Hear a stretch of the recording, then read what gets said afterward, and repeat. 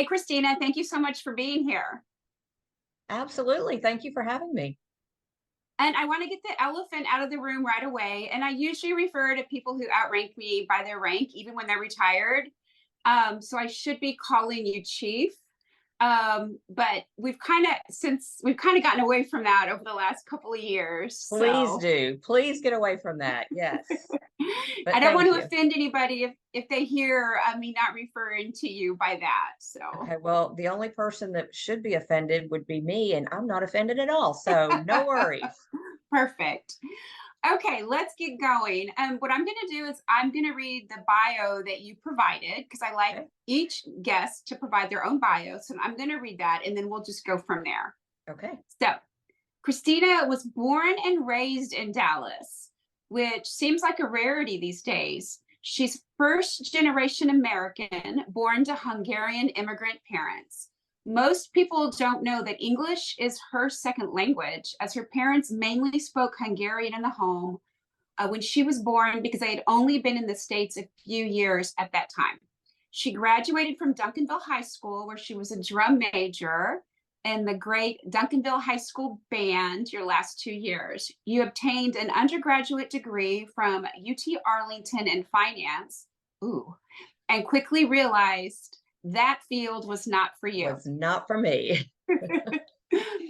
So Christina joined DPD on August 24th, 1990. You had some fantastic assignments during your tenure, including 4 different patrol stations, personnel, crime analysis, vice, narcotics, and internal affairs. You retired in 2017 as the Assistant Chief of the Investigations Bureau. 5 months after retirement, you became a consultant to the Irving Police Department, where you were asked to create a mental health response team very similar to the Dallas Police Department's Right to Care, which you also helped create. Currently, you're a realtor with Coldwell Banker Apex and enjoy helping others with what is most likely the biggest investment they're ever going to make, which is buying their home. You have 2 kids. Everyone's going, what? Yeah. Both of which have 4 legs, Mhm. and they provide you with lots of entertainment each and every day.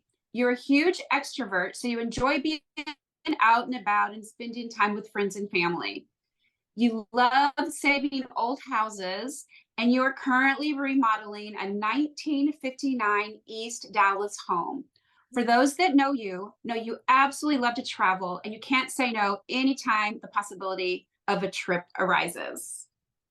Yes, I have one coming up in October that was not planned, but I couldn't say no. So off we go. Where are you going? Back to Hungary. This will be my Hungry. Yeah. third fall in a row to go to Hungary, and I'm taking some very good friends that have never been. So I'm very excited to share that beautiful country with them. So I am going to go one day, if for anything, just to eat the food that you always share. The, I definitely want to do that. the food's So this is amazing. a, Sorry, go go ahead. I was just going to say, I'm putting the glasses on. The glare is just going to have to be there because you're very fuzzy. ahead. Not even a problem. Okay. So it's a great intro for you. It's like in your own words. I can hear you saying it. It hit a lot of the highlights. Um, is there anything else before we get going that you want to share about yourself? I think that covered the highlights or maybe the lowlights. It depends on who you ask. But no, that's me in a nutshell. So one thing I'm going to add before we start going is that people can see you on TV of this old house from one of the beautiful homes that you did back in the day. I had forgotten about that. So Yes. yes. So Gary, my wonderful ex-husband, and I owned a house that was built in 1914 in Munger Place Historic District on Junius Street. And we were only the third owners of the house. And it really was meant to be our house. I think we were supposed to breathe the life back into it, which we did. The original owner was the widow of a DPD captain. And there were so many things along the way that made us realize, okay, we're supposed to have this house. So we remodeled it, and it was really a showpiece. It was beautiful. And for a while, I was the neighborhood president and the HOA president. And so the show If Walls Could Talk reached out to me and asked if I knew of any neighbors that had great stories to their houses. And I thought, well, I don't know, but let me think about it. And so I started asking around and I thought, well, wait a minute, we have a great story. And so we were one of I think they did two or three houses in our neighborhood. And so we were on the show If Walls Could Talk. And it was fun. I could always tell when it was being rerun because people at work would say, oh, I saw you on TV. So I want to was fun. clarify that it wasn't this old house. No. It is if these walls could talk. If Walls Could Talk. And it was on HGTV. If walls could talk. Mhm. Okay, perfect. Because Yep. people are going to want to see that. I know they're Yeah. going to want to see that. Yeah.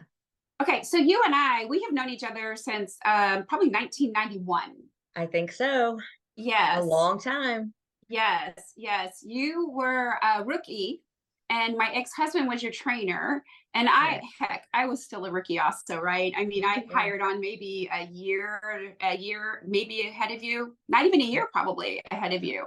So, but I was off training at that time and running the streets of Oak Cliff. So that was a lot of fun. That was a lot of fun. Okay, so when I invite somebody here to be, or if my husband Todd invites somebody to be one of our guests, it is to discuss retirement. And we do leave it up to the guest if they want to talk about the process of retiring or the thought process, the physical process, what happened after retirement, what's happened in their life since and they didn't expect, good or bad. We've had some amazing things, and then we've had some absolute heartache that's happened to some of our guests.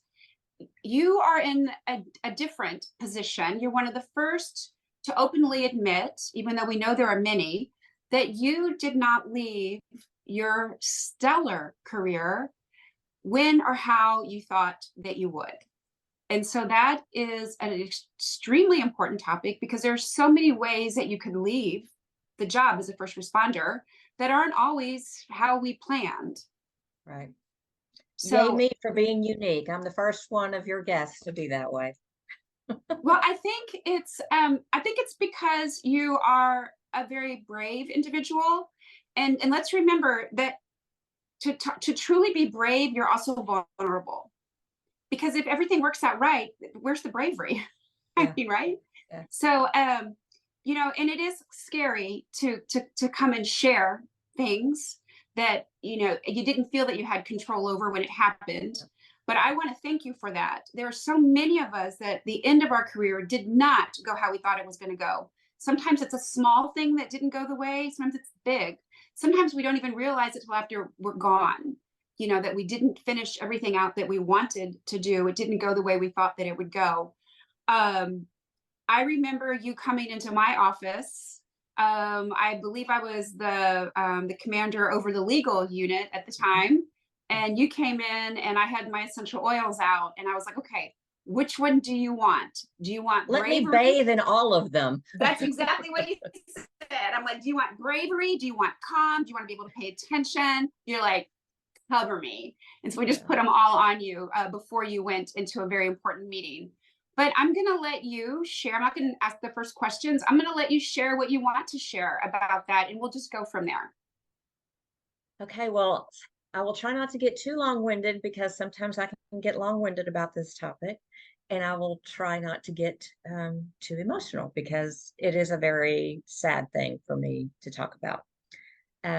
As you mentioned, I joined the department in 1990, so I was there for 27 years. Loved every minute of it. I think it truly was where I was supposed to be as far as, you know, for a career, for a profession. And early in 2017, an individual that I was in a relationship with at the time, who was an alcoholic, got into an argument with one of my neighbors. My neighbor was also intoxicated at the time. And I heard the yelling and screaming taking place. And so this was late at night, like midnight. And so I went outside to try to get him back in the house and diffuse the situation. And that did not go as planned. So the person that I was seeing at the time ended up being arrested for assault, which, he should have been. I really had no involvement in that incident other than I went outside to try to get him back in the house. Mhm. So, of course, police response, all that happened. I talked to my chief at the time, told her everything that had happened, and it, pretty much that was it for the night. And so I was on a Friday night. So Monday I went to work and told the chief what had happened. We had an interim chief at the time, and no one seemed to be very concerned about it until a couple of police associations and the media got involved, because not because of what I did, but because of what they felt my boss did incorrectly. And I just happened to be collateral damage. So after a few days, it was determined that the case would go to internal affairs. And I thought, that is fantastic, because they're going to do an investigation and the truth will come out. And, we always think that the process will work the way it should. And in my case, the process did not work the way it should. And for those that don't know me, I'm sure people out there are saying, well, yeah, you always take up for yourself. No one ever thinks they did anything wrong. I was always the first one to tell on myself if I messed something up at work. There was a time that my phone was on silent and I accidentally slept through a notification overnight on an incident that I should have gone out on. I went to work the next day. I said, hey, I didn't hear the phone, or it was on silent. I always fessed up when I did something wrong. So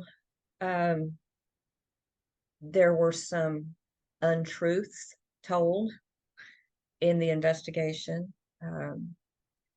There were officers that in their statements in this investigation said that they did not believe what the neighbors were saying because they were so intoxicated and things like that. And I still got sustained on for several allegations. And I was accused of not giving consistent statements. And even though I passed a polygraph about my statements, it didn't help.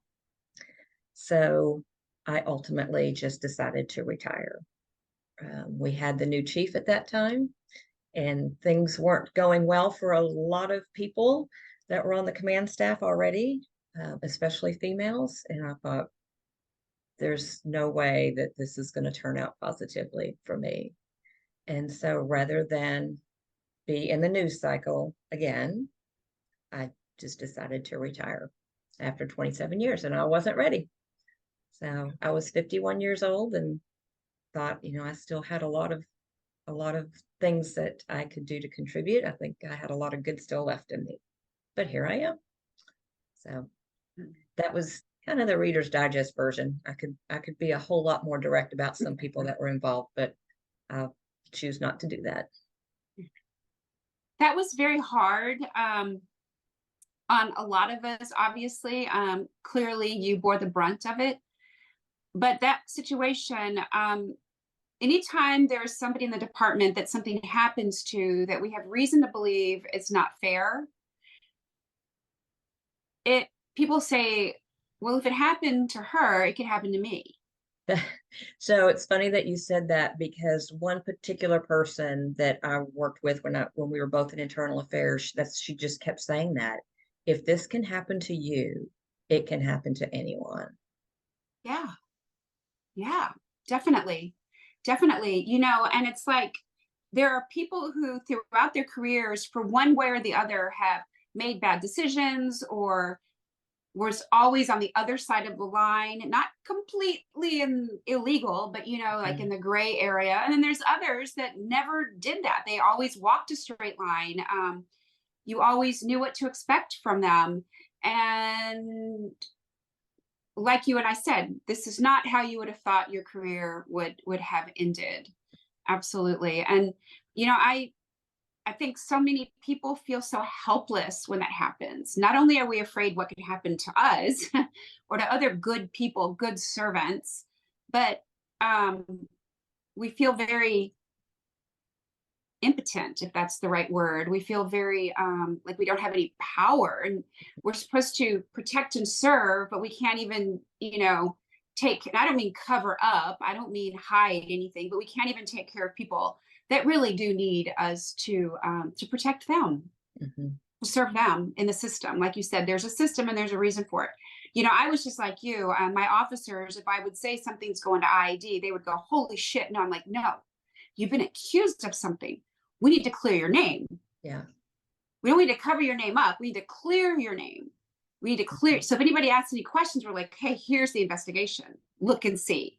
So thank you for sharing that. Thank you very much for sharing that. So your life changed.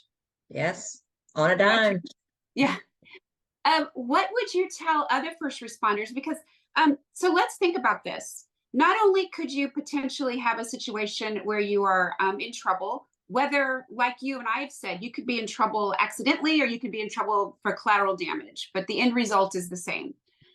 You could have somebody in your family that is dying and you need to leave your job to take care of them. You could have a sick child.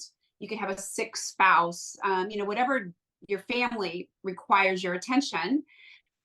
You could also have an on-duty injury that, even though we have workers' comp in the city of Dallas, all the rest of that stuff, and ultimately sometimes you can't work.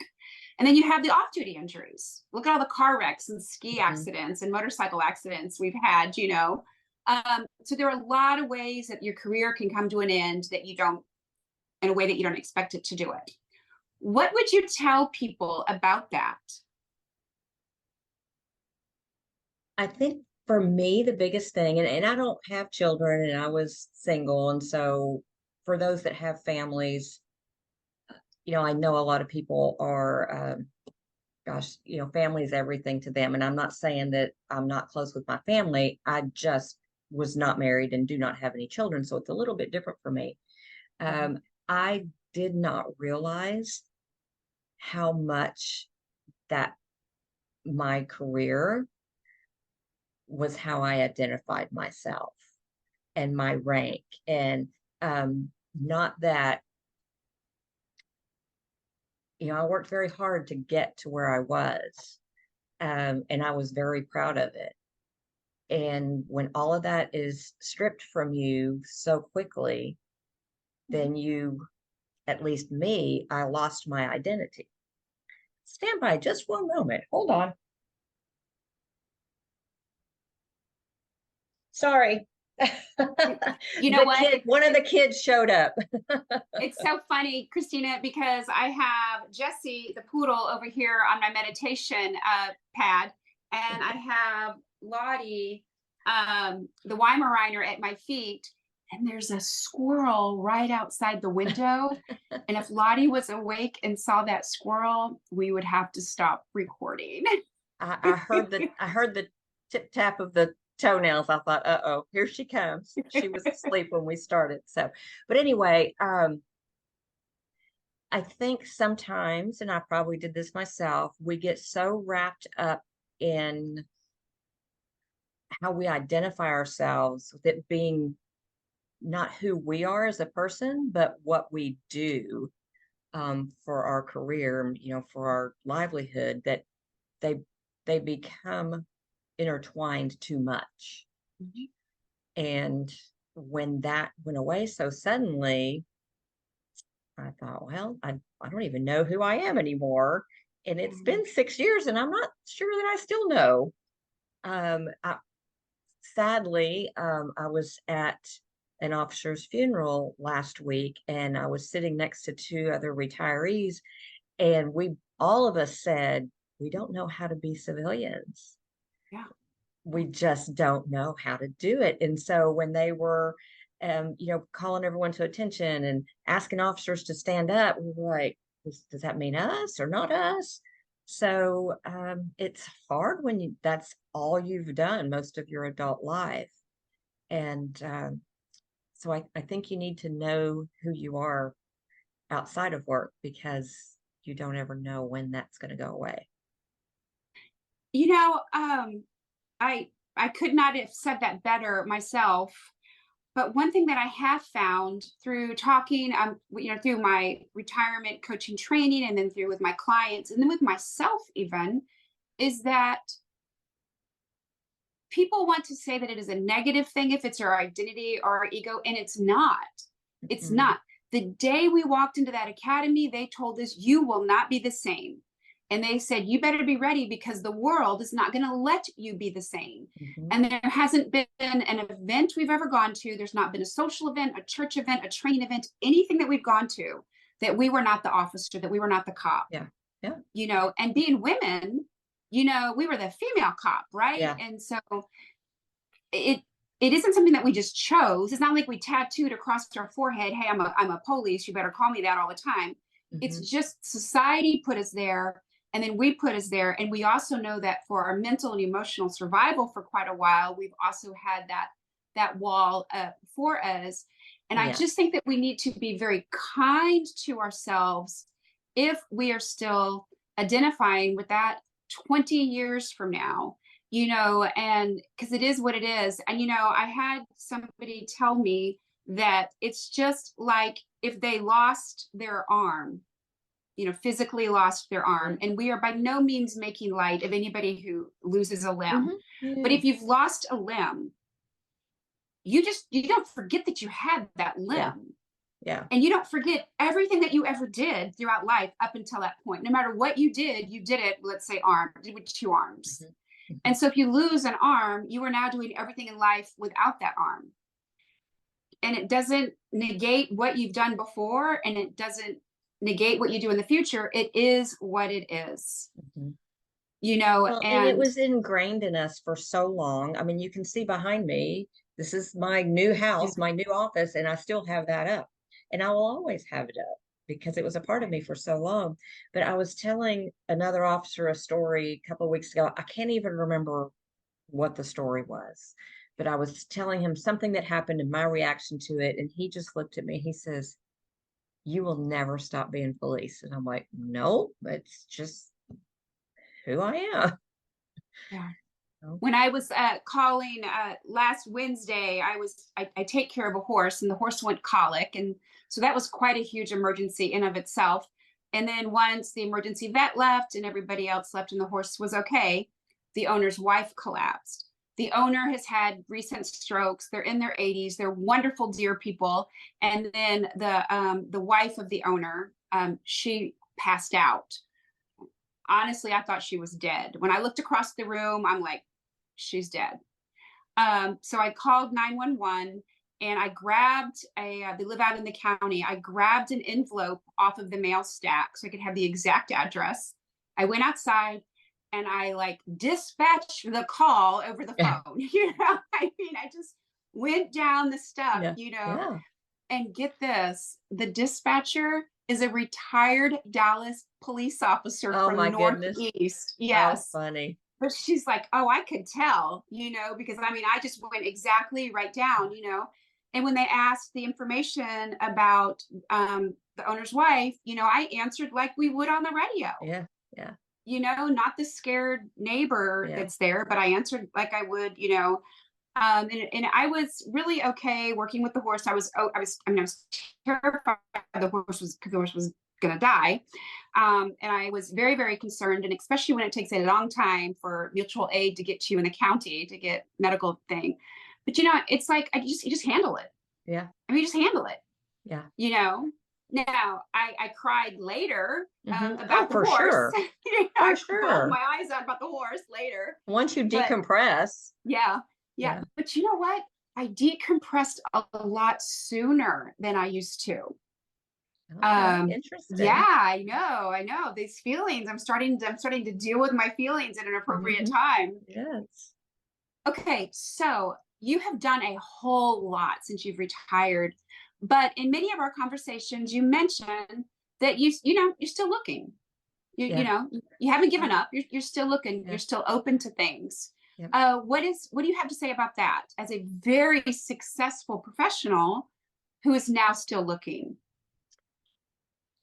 I just feel like there's still something out there that I need to be involved in, but I'm not sure what it is. If the opportunity to work in law enforcement came back around, I would love it. I think I would love it. But my other passion is travel. And this trip that I'm taking in the fall, my friends are laughing at me because I said, okay, I'm putting together a book for us. I am literally putting together a book. So before we ever even leave, they're going to have all the major places that we're going to visit with all of the history to it, all of the restaurants we're going to go to, all the day trips we're going to take. And that, like, if I could find a way to make money doing that, I would be the happiest girl on earth.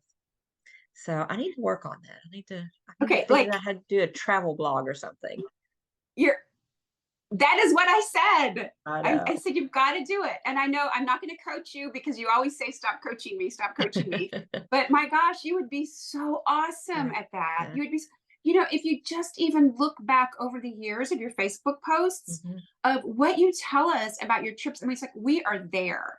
I Yeah, mean, I feel like I'm in the little apartment and I'm going to walk down the street. I'm going to walk through the market and I'm going to go eat over here. And then it's raining. I mean, yeah, we feel yeah. that. So yes, Yeah. you're going to. No, I love it. And even when I was on the department and I would take trips for work, if people were traveling with me, we'd always have some downtime. Boy, I had everything planned. They're like, man, we love traveling with you. We just tell us where to be and when, and we'll go. So yeah, that's what I really like to do. But I don't even know the first thing about getting started on something like that. And then a lot of people plan their own trips now. You do everything yourself on the internet. So I don't know. I need to look into it. But I did talk to a lady at church this past Sunday.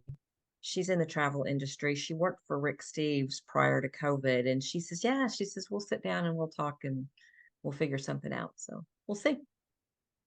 So you've already done what we ask people to do. We ask first responders who've retired to do. We've asked them, what brings you alive? And trust me, when you watch this later, you will see and hear a difference in your voice when you talk about that and Yeah. then other things. Yeah. So you've identified something that you love Yep. and you're talking Yeah. about it. Yeah. Yeah. Yep. So we'll see if that leads to anything. Very excited Yeah. for you on that. Yeah. Is there anything else that you would want to share with anybody that retires, no matter how they retire? Is there anything Mhm. that you would want to share? So I think one of the things that we talked about prior to doing our little interview here is I think it's really important for everyone to seriously take a look at themselves and their personality before they retire and give themselves an honest review of what they think retirement will be like for them. Because I know I used to say, I'm going to do 30 and I'm leaving and I'm not working anymore and I'm going to be done. I'm just going to enjoy life. That is so not me. There is no way. And at this point, I'd be at 33 years. And I still, if I were just retiring today, there's no way I could sit at home and be retired and do nothing. It's just not my personality. And if you're one of those people, man, I'm envious because I can't sit still. Everybody's like, wow, you're always going. But I thought I was going to be one of those people.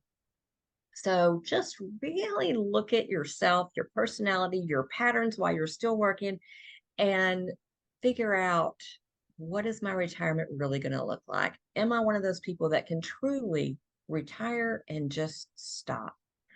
Or do I need to go do something else? Okay, well, if you need to go do something else, I don't know. Do you really need to leave wherever you're at? Why are you going to leave to go do something, especially if it's in the same field? But that's No, that's a great question. That is a very good question, and one that has been talked about for years, when Todd and I would lead the Dave Ramsey classes through the department or through Mhm. our core, our ongoing education, somebody's going to leave and go work for another department. And I'm like, why Why? take off one uniform to put the other one on? Now, of course, Yeah. some people do it for a second pension, or they Mhm. have to Yeah, move yeah, because the family needs to move. They yeah. need to get, I understand that.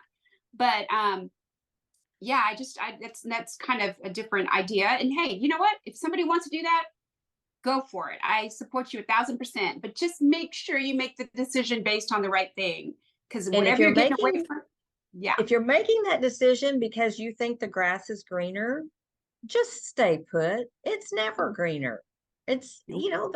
there's always issues. They might be different issues, but there's always issues. And I think I'm going to stereotype here, but us as police officers, we're always griping about something. We're never happy. So Yeah, if you're griping here, you're going to be griping there too. pretty much, pretty But, much. if you're going to leave to go do something else in a different field, or if you just want to scale down to part-time or something like that, absolutely. Because that's, if I can't not work, I just can't, not yet. I'm 57. I got years left in me. I'm not, In a I'm not ready to be way, put out to pasture yet. if we stop and think about it, we could potentially have as much time in retirement as we have had as first responders. Yes. Hmm. I retired at 30 years. I mean, Yeah. I'm hoping that I live another Yeah. 30 years, Yeah. another 27 years. Yeah. And I retired at 53. So I'm hoping that I make it into my mid 80s. For sure. I'm doing everything I can, Hmm. to do that. But when it comes to leaving the job to do something else, I probably told you that I was done with people, that I'm Hmm. tired of people. I don't care about people. I don't care about their problems, yada, yada, yada. I'm completely done with police work and, blah, blah, blah, blah, blah. Now, not only do I have the essential oil business, who primarily takes care of first responders, but I have two coaching businesses that primarily takes care of first responders, successful women and retirees, going into retirement. So I did not see that coming when I retired. I really thought I was going to do something long term, involving landscaping or gardens, plants. I'm big time into animal rescue, but I knew that I wasn't going to spend a lot of time with animals because I don't have the heart it's too hard for me. Yeah. Yeah. But, so when it comes to not knowing what we were going to do, did you know that you were going to be a realtor years ago? It was in the back of my mind, only because I love houses. I love the history of houses. And it's really the old ones, the old historic houses. I loved my East Dallas neighborhood. And so that seemed like a natural fit for me. Now I kind of think it's not the actual buying and selling, it's more the house itself and the history of the house. I love going to the Central Library downtown to, I think it's the seventh floor. They have tons of historical data. And I have done the research on, I don't know how many old houses to see when it was built, who built it, who lived there, what they did for a living. And I love it. I love it, love it. So that's another thing I need to figure out how I can turn that into a living. Yes, because again, your voice and your face and your posture Mhm. changed when you said Mhm. that, as opposed Yeah. to just the real Yeah. estate. Yeah. So since I'm taking care of this horse a couple of, I sound like I'm this expert. Okay.